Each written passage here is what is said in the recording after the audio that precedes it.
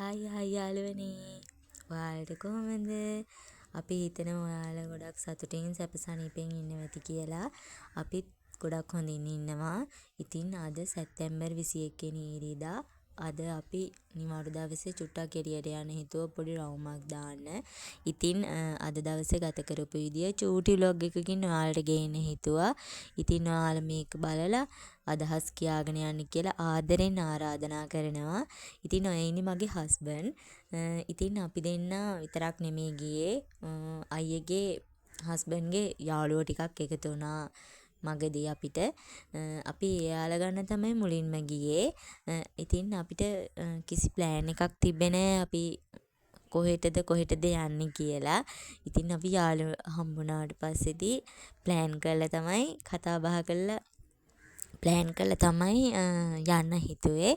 ඉතින් අපි කතා බහ කළා. මුලින්ම අපි ගියේ අකුරගොඩ කැම්ප් එක ගාව තියෙන අයිස්ක්‍රීම් ෂොප් එකකට. ඒ ෂොප් එකේ නම නම් මට මතක නැහැ.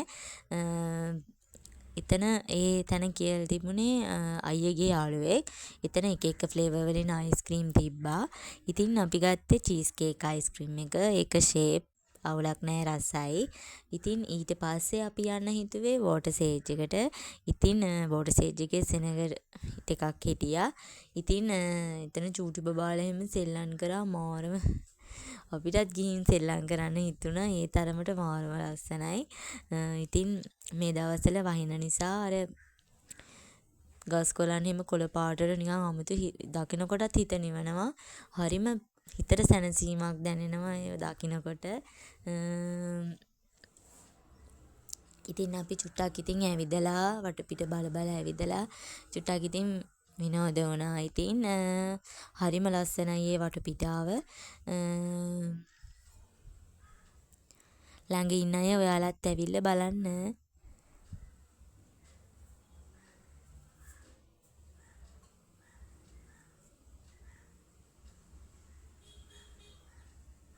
ඔය ඉන්නේ අපි බෙන්ච් එකේ වාඩි වෙලා චුට්ටක් ඉතින් කතා කර හිටිය ඕපු දූපු ඉතින් දොඩ හිටියා.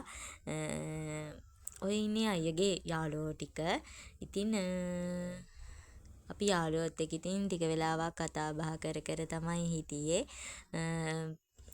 අපි ඉතින් ෆොටෝ ගැහුවා, විනෝද වුණා, අච්චාරු කෑවා. හරිම ෆනී. අයියගේ යාළුවොත් හරිම ෆනී. මාරම හොඳයි, මාරම ෆ්‍රෙන්ඩ්ලි. ඔය මම අයියට ෆොටෝ එකක් ගන්න කතා කරා. ඒකත් වීඩියෝ කළා මේ මගේ හස්බන්ඩ්. ඉතින් අපි කතා කර ඉස්සරහට ඉතින් ඇවිදගෙන වටපිට බල තමයි ඇවිද්දේ.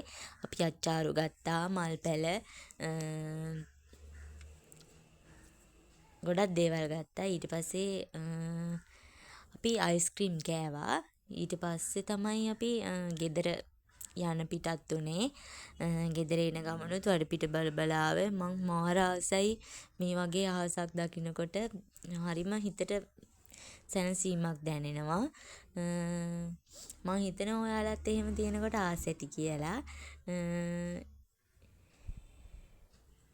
ඉතින් අපි දෙන්න සින්දුවක් අහගෙන කතා කර ගෙදර ආවා.